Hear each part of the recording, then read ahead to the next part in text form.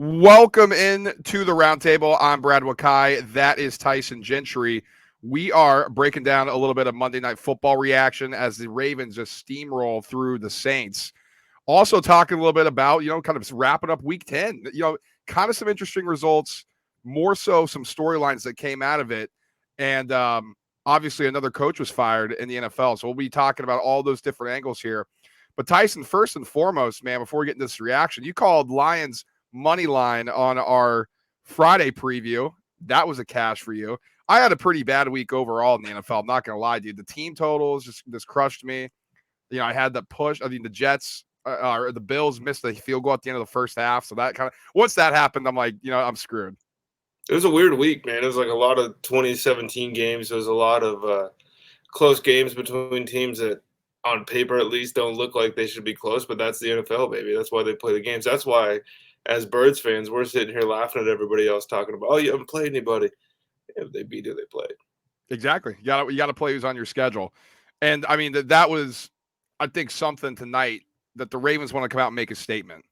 I saw that stat on Lamar Jackson's crazy. When he plays a team for the first time, he's now 22-2. Like, what the fuck? I mean, that's something to handicap there. And I guess him against the NFC is like a ridiculous number. And so the Saints had no answer for that rushing attack today. And it was honestly nice to see. It looked like an old school Ravens football team from a couple years ago. It was creative. It was the first time where they were able to scheme runs in a different way than the rest of the season to this point. At least it looked like. Once again, Lamar Jackson on the edge is just a different animal. Lamar Jackson anywhere he's a freak, dude. He's the best athlete at the quarterback position of all time. But when he gets moving like that, I don't know if there's anybody else in the NFL that moves like him. And so it was nice to see that, especially no Mark Andrews. Rashad Bateman's done for the year. Your boy Devin Duvernay is still just a guy. My boy Isaiah Likely looked like he was going to have a monster night. Finishes with one catch. Thanks for that. We lost our prop this week, which stinks. But overall, I think the Ravens are pretty excited about where they're at going into the bye. Yeah, and I think this is a great time for them to go into the bye as well. I mean, we know they are banged up. Mark Andrews is banged up, and their weapons on the outside. Now, obviously, Bateman's done for the year, so you're not going to have him back. But you have to get Mark Andrews back because that's going to take that passing attack to the next level. I mean, when you come out and start targeting Deshaun Jackson as your number one guy, you are banged up and in trouble at your skill position. I thought Kenyon Drake was a breath of fresh air from that running attack. And Gus Edwards, when he looked right, he kind of looked like he was vintage Gus Edwards. Kenyon Drake just adds a little bit of different dimension to this offense. He's got a little bit more wiggle, I think, than anybody in that running back room for him.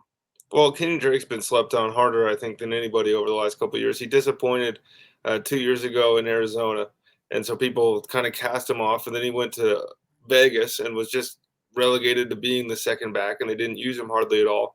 And now here he is, and he looks like a competent NFL running back when half these teams are struggling to trot out anybody to play, and nobody even kicked the tires on this dude.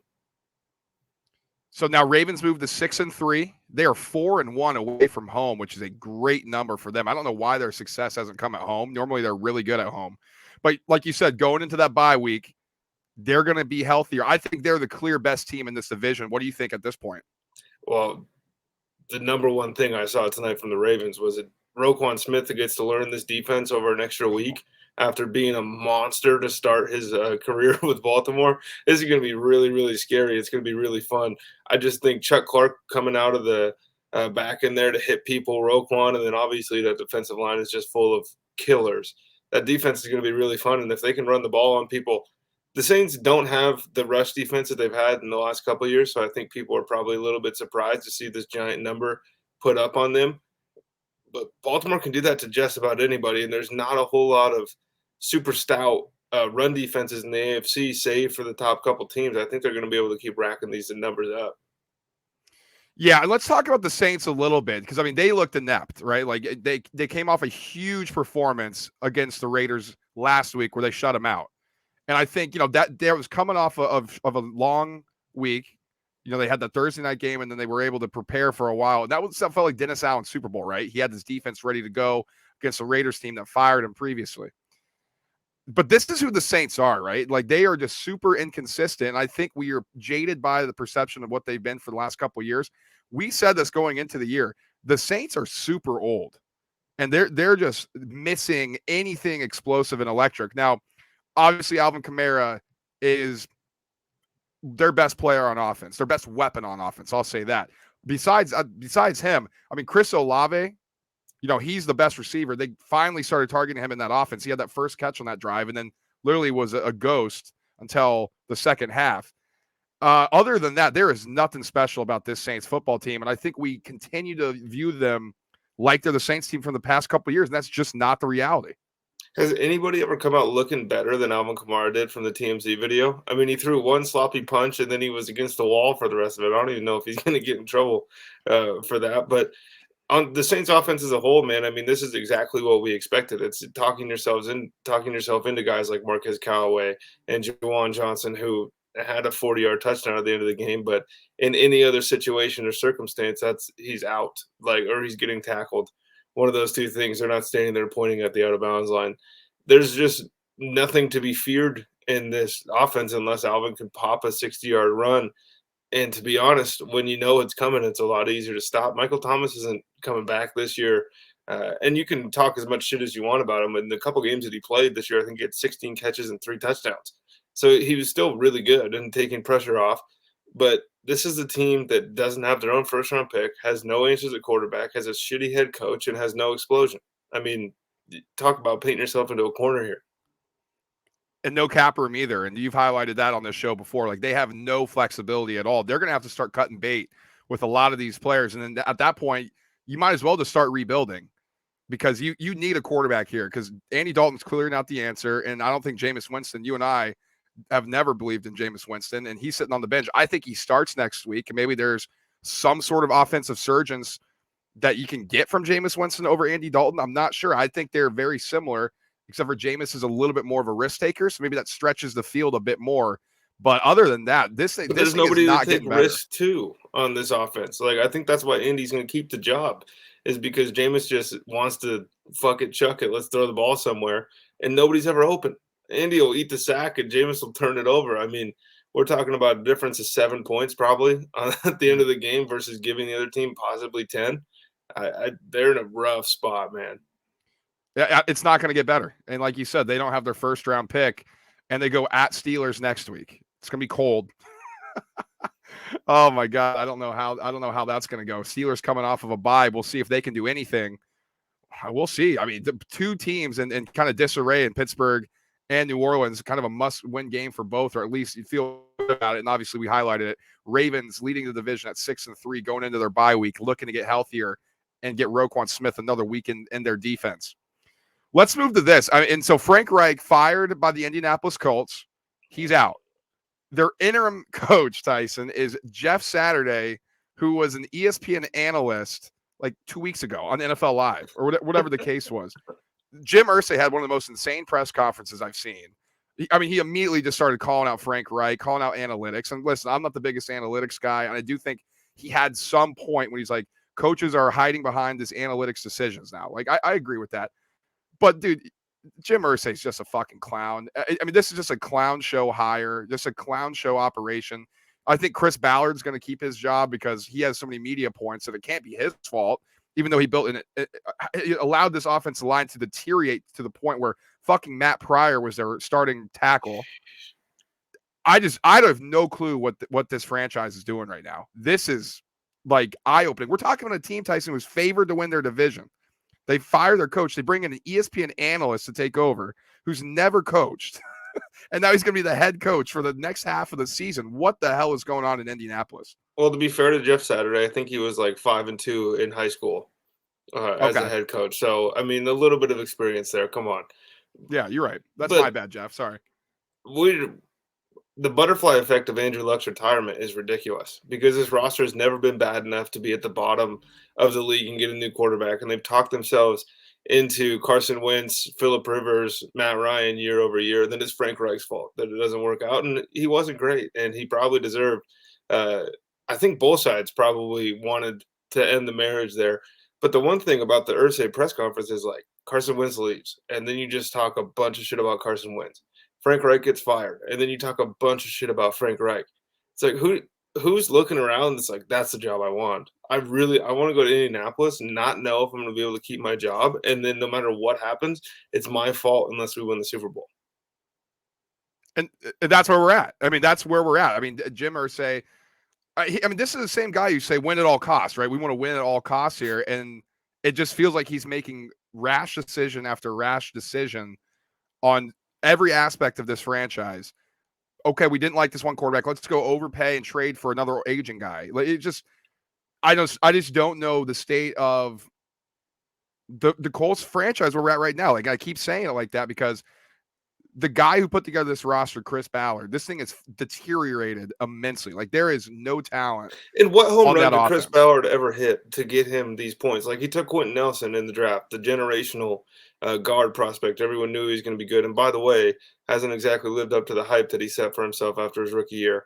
And then Jonathan Taylor falls in his lap because Patrick Mahomes makes a call to Andy Reid and the GM and Leach of the Chiefs or Veach and says, "I want Clyde Edwards-Helaire." And so the two best draft picks probably of his tenure were guys that were just gift wrapped to him. And then we're like, oh my God, look at what he's been able to do. Michael Pittman's a good player. Michael Pittman is not the guy that all you fantasy football people try to talk yourself into before the year started. I mean, this is ridiculous. We're at the point with this team where it's like, oh, Bauer drafted Jelani Woods. I think he could be something. Chris Ballard is just like everybody else. There's like 5 good general managers in the NFL, and the rest of them are pretty much interchangeable. And he's always been in that second, third tier, and he gets treated like he's Howie Roseman or one of these guys at the top of the league. And it's like, dude, you haven't accomplished anything. And to be sitting here, sitting at press conferences, and you got owner blaming the coach, it's like, who the fuck was he supposed to? What was he going to do with Sam Ellinger, a guy that's played 5 games in 2 years? Or Matt Ryan, who looked beyond washed a year ago. You go get him, and now, oh, Matt Ryan doesn't look so good. That's probably Frank's fault. You built the team, bud. Yeah, and like you said too, and I think we're a little bit higher on Frank Reich in general. Darius Leonard was a great Darius pick. Leonard, that's fair. I think we are a little bit higher on Matt Ryan, or I'm sorry, not Matt Ryan, on Frank Reich than I think the average person is now. Now, he failed. Let's be candid here. He failed as head coach of the Indianapolis Colts. It got worse and worse. They continued starting out their seasons badly, poorly, only to kind of start to get it figured out towards the later part of the season. By that time, though, you're in an uphill battle, and you can only do that so many times before the fan base starts getting sick of you, and quite frankly, the owner gets sick of it as well. And it just so happens he was the head coach for an organization, and Jim Irsay, that just makes these decisions that are very rushed. And Frank Reich, I think, will be an offensive coordinator somewhere. Maybe it's Jacksonville next year. Maybe it's somewhere else. I don't think he gets another head coaching job very quickly. Well, one thing I will say is he's 40, 33, and 1 as a head coach. And there's about 16 teams across the league that would kill to have gone 40, 33, and 1 over the last couple of years. That is fair. That's fair. So there's something to keep an eye on in Indianapolis. We'll see how Jeff Saturday does as the interim head coach. I'm cheering for him. I think it would be awesome if he just came out, especially if they beat the Raiders, and then I can hit on my McDaniels losing his job before Christmas. If I can hit on that take, man, it's wheels up, baby. I'm never stop victory lapping. All right, now here's the most shocking one here. I mean, is there concern in Buffalo? They're 6-2, didn't look great against the Packers. Kind of crumbled towards the end there, and then they lose on the road at the New York Jets. They scored 3 points in the second half here. Josh Allen, 18 of 34, no touchdowns, 205 yards through the air, but 2 picks, 64.3 QBR. Didn't look like himself, and now you don't know what's his elbow injury look like on that second to last play of the game. When he got stripped, it looked like there was a tweak of the elbow. Now we'll see. Apparently it's a sprain, but you never really want to fuck around with those elbows of a quarterback there. They're saying UCL, which suggests anything Tommy John related, which would be year plus year of recovery. So are you concerned about what's going on in Buffalo, what you've seen for him the past 6 quarters? Well, I've been of the opinion for the last, year and a half that this is what Buffalo does in the early spot. When they go early in the day, it's like, unless they're playing the Steelers and they win 38-3 or whatever that was, they've been pretty hit or miss. But we only remember the primetime games where they beat somebody by 40. And both those teams can be the same team. Like they can, and that's the difference.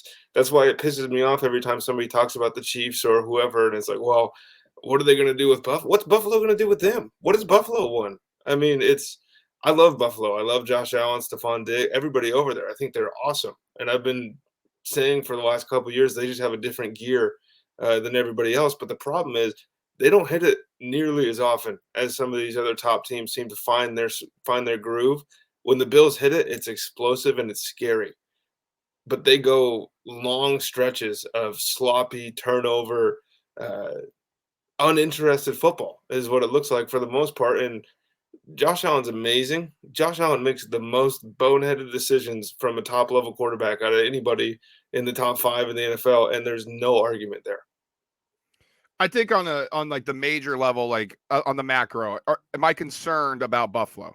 No, I think this is still the best team in the NFL, and I think, like you said, when they want to show up and play, they show up and play, and they try to take your soul. We saw that they already beat Kansas City this year. That was a game they got up for. They wanted to beat the Rams to start the season. That's a game they got up for. They wanted to make a statement against the Titans on Sunday Night Football. They made a statement. And it's these other ancillary games. So they could have done that against the Packers. I thought they did for the most part, and then they took their foot off the gas, and maybe that bled into this game. I think on a micro, here's my concern about the Bills, and it's always been my concern about the Bills. Josh Allen's amazing. He's incredible. I think the second best quarterback in the National Football League.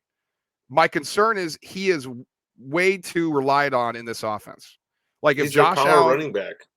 If Josh Allen has a great game, the Bills have a great game. If he has an average game, sometimes the Bills can overcome it. If he struggles like in this one, they can lose to the New York Jets. And here's why. Their running backs had 12 carries for 39 yards. Josh Allen had 86 yards on the ground himself. He carried the ball 9 times. The running backs carried the ball 12 times. That is so reliant. It's basically Luka Doncic in the NBA usage rate. Like his usage and what they ask him to do is higher than anybody in the league at the quarterback spot. Like it's either, hey, Josh, go make something crazy happen, or we'll just kind of wait until you go make something crazy happen again. Like nobody else in this team at any other position can step up and make those plays because obviously Diggs is reliant on Josh Allen to do something crazy. And now he's getting open himself. I'm not saying he doesn't. He's a great player, but he's still a wide receiver at the end of the day who is relying on the quarterback to get him the ball. Singletary's just a guy at running back. James Cook shows some pop sometimes, but he's still a rookie. I think they're hoping Nyheim Hines can at least add some semblance of a 1-2 punch, something out of the backfield, maybe an explosive play on the ground. But other than that, it's Bills go as Allen goes. It is concerning, that part of it. And I think especially with this elbow injury, but the one thing I will say is that last pass to Gabe Davis was perfect. Oh, my God. For as bad as he played in the game, it was 60 yards on a rope, and it was on the money. If Gabe Davis comes down with that ball, we're having a completely different discussion today. So maybe save the overreactions. But the flip side of the coin is the Jets get after you, man. I mean, there's not a better defensive line right now in the NFL probably getting after the passer. They are nasty. They're rude. Sauce Gardner had a poor first quarter and an excellent last 3, and that's a rookie. I'm impressed with the Jets. And we talk about the Bills having to overcome Josh Allen sometimes when he plays like shit. The Jets are overcoming Zach Wilson all the time, and they're sitting here 6-3. Is that what it is? 6-3, yeah. Going into the bye week. I mean, who would have thought that outside of not even the most diehard Jets fan was looking at this thinking 6-3 before the bye sounds right. I thought Zach Wilson did play better against the Bills. I thought he looked better. I thought he was more composed. And I do think Mike LaFleur, the OC, he's like, hey, man, we have to simplify the game for him. I thought that was what was different between what they did with Joe Flacco as QB and Zach Wilson. I thought with Flacco, there's a purpose to every single pass play. Obviously, he's a vet. He's going to take what's open. Where Zach Wilson, he wants to make the big play every single time. We said this. Here's what I don't understand too about, and we could talk about with Justin Fields because I have to, kind of tone back my criticism a bit when we get to that point. But we make up our minds about these young quarterbacks, and then we don't move off our position of this. Do we not forget that we said Zach Wilson was going to be a project? Like Zach Wilson needs time. Zach Wilson didn't have a lot of reps at BYU. Then all of a sudden he has a couple bad games in the NFL. We're just like, this guy fucking sucks. It's like, do we not forget? Peyton Manning was horrible his first 2 years in the NFL. Awful. picks everywhere. Didn't look like he could play. We're talking about Peyton Manning, generational talent, number 1 overall pick. And we just kind of scoot that to the side. Oh, no, but it's Peyton Manning. Like, of course it was going to work out. We don't allow any of these young quarterbacks now to grow into this position. And I think that's where we're at. And I think that's the mistakes. And we've talked about this before. When you see Burrow come in as a rookie, or Herbert come in and do things as a rookie, or even Andrew Luck, when you're like, man, it looks like they get it right away. That's the rarity. Like, that doesn't happen very often. So I think we need to think about the way we kind of analyze these young quarterbacks going forward, especially as more and more of them are coming out of college sooner. Look at the rest of the draft class. Like, look at Trevor Lawrence and Mac Jones. Trey Lance hasn't even played. Davis Mills, Justin Fields. Like, look at everybody else that he was drafted with. It's not like he's worlds behind these other guys. I mean, it's just the fact that for some reason he was the one pre-draft everybody decided is going to be the worst. Right. Like, can you believe the Jets took him at number 2? It's like, well, that was the right pick. Go back and watch his BYU highlights. Watch his off-platform throws. Watch the way he could really sling the ball. And that part's been below average for sure in the NFL, but it's supposed to be. If he came in doing what he was doing at BYU, it'd be like, holy shit, we got another Patrick Mahomes. We're in an era right now where if you're not Patrick Mahomes, Josh Allen, Lamar Jackson, Joe Burrow, like these guys, then you suck. I mean, there were people calling for Jalen Hurts' head a year ago, and now he's an MVP candidate. Let the guy have a chance to grow, especially when his wideout 1 is a rookie. His wideout 2 and 3 have been relegated to the bench because they're being divas, and Elijah Moore and Denzel Mims. I mean, he's throwing the ball to like Corey Davis and CJ Uzomah. And he's banged up too. That's what I'm saying. It's like when Tua had no weapons, Tua sucked. Tua gets weapons. Oh my God, can you believe what happened to Tua? It was right there the whole time. Okay. So let Zach Wilson grow into this. Yeah, and that's all I'm saying too. And maybe he does suck, but we can wait a little bit for that time to see it. And I know everybody just wants to say, no, I called this first. Like, nope, I had it. I knew he sucked. It's like, okay, but then if he continues to improve and get better, then you have to come off those mistakes. And that's what drives me nuts about the Tua conversation. I was always kind of a little bit stubborn on saying, no, I saw Tua play in college at Alabama. Dude has a trait. He is super accurate. Like, you can't really teach that accuracy at this position. It was like Drew Brees like. And then he had no time in the pocket because his line was awful. His weapons couldn't get open. He had to fit it in tight spaces. So everybody decided, no, this guy sucks. And even now, as he's 6-0 when he's played this year, the Dolphins are 6-3. Yeah, well, in the 6 games he started and finished, they're 6-0. Dude is insane. Tyreek Hill's on an insane pace to break Calvin Johnson's record. And Tua is the catalyst of that. And yet, people are just waiting for the one classic Tua throw where they can be like, see, I told you he sucks. Because nobody wants to admit that they were wrong. And if you were just patient and allowed him to continue to grow into what the NFL is, then I think that we'd be having a different conversation about Tua Tagovailoa. But, that's, like you said, that's not the environment we're in. You're either these guys immediately or you suck. And he couldn't throw a deep ball a year ago, is that what everyone said, but he was throwing it to Albert Wilson. Looks a little different now, doesn't it? Now, you know who does suck? I mean, the Raiders are bad. I mean, they're bad. You could just cut another one from the bottom. You just leave it as the first 2 words.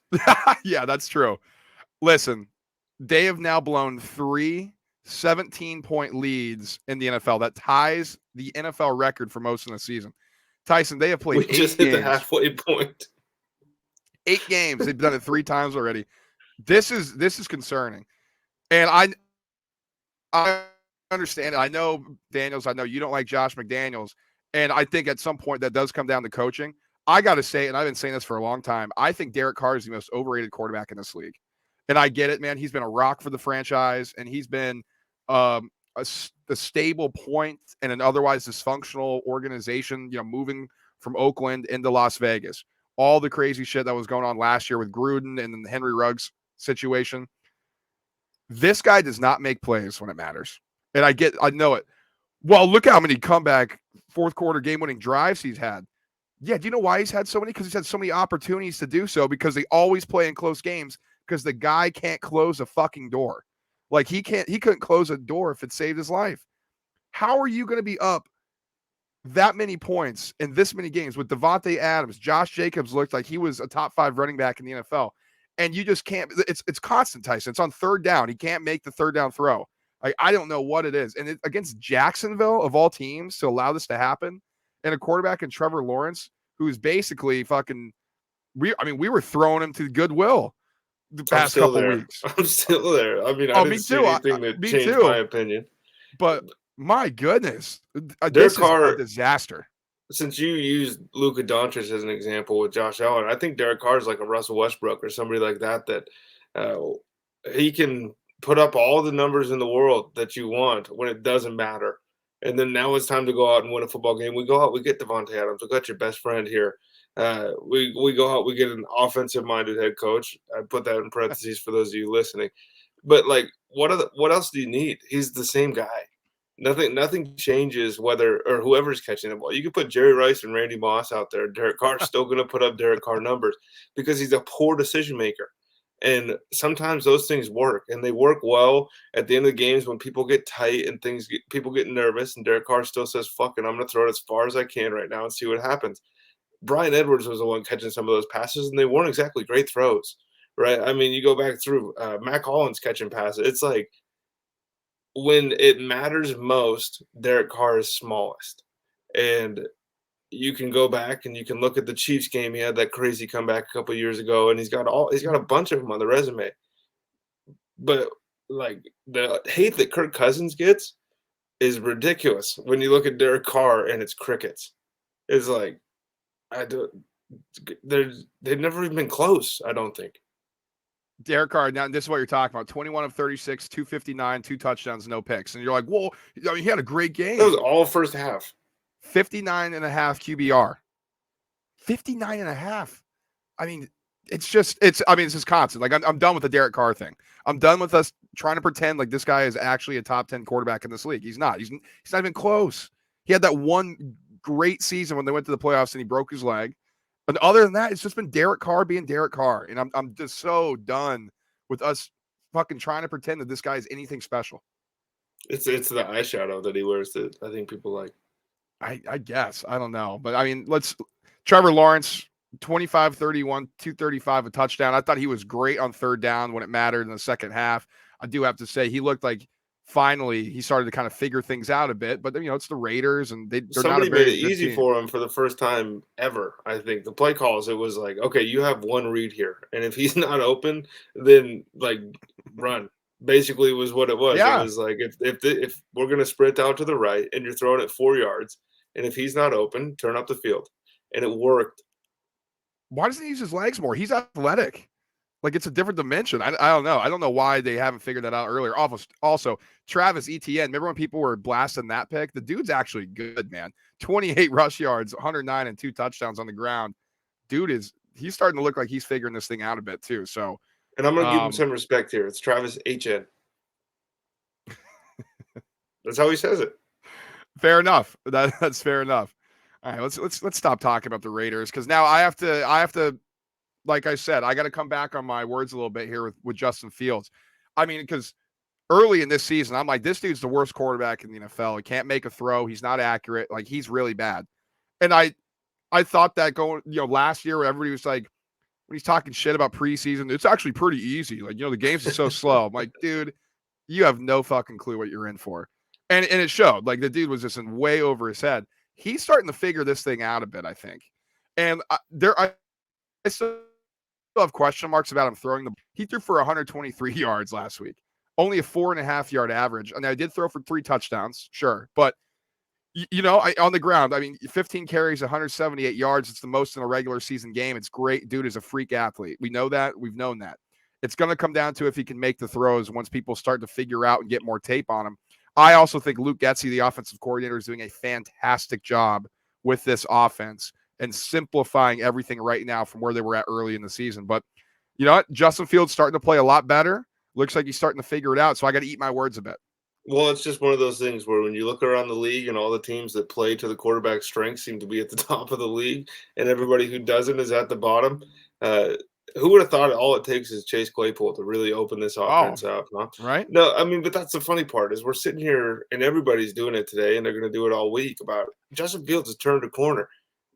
He turned a corner with his legs every time. Like when he's back there, half those plays, it was like he has no intention to throw the football right now. He's waiting for somebody so he can break that break the edge and then just get gone because he runs like what did he run 4.3 something crazy Yeah, he's 4.4. yeah, 4-4, like fast. He's fast and he's a good football player.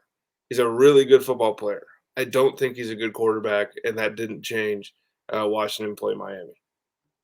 We know Miami, their defense isn't spectacular right now, to put it lightly, but that offense is freak show material, man. I mean, Tyreek Hill, 143 yards, touchdown. Jalen And the Waddle, sickest 85 yards, backflip I've ever touchdown. seen in the NFL. Oh, so cool. I mean, dude, this offense is ridiculous. Like, they're spreading this thing out. It's just we told him he's getting targets, Cedric Wilson, and it's like, okay, those are our secondaries because fucking Tyreek Hill and Jalen Waddle are just going to run past you every time. It's absurd. I mean, I just can't wait for a year from now with all this talent in this draft class to shove everybody down and Bijan Robinson can be playing with the Miami Dolphins. Well, they got Jeff Wilson Jr. now. Tyson, they don't need him. He had 12 opportunities with the ball in his hand. Mostert had 11. And it was interesting. Like I said a week ago, I felt like a lot of meat's been left on the bone in that running game. Jeff Wilson was able to he was doing stuff that Chase Edmonds hasn't done for sure. So that's an improvement there. But they got an uphill battle to fight in the AFC. I'm not ready to crown them. The offense it's fast. It's a track team. The problem is, I know we just shit on the Bills, but you got to play them. You got to play the Chiefs. You got to play the Ravens. If Justin Fields ran for 170 yards, good luck with Lamar. Mm. All right. Well, we're gonna close on that. We appreciate you guys watching. We appreciate you guys listening. As always, like, subscribe, and share the show. Whether you're watching us on YouTube, make sure to subscribe there, or whether you're listening to us on Apple Podcasts or Spotify. We appreciate the support as always. College basketball season started today, Tyson. So that's why you got to get into our chalkboard. Tyson loves betting college ball. We already got a couple picks in. I didn't have a great NFL week this week. Great college week, though, for me. Big weekend for me in college football. So we got this rolling. NBA, hockey. Come join the fun in the chalkboard. Link is in the bio as well. As always, college football episode coming out Wednesday. We're recording Tuesday. So if you're watching us live, join us then. Until next time, guys. Peace.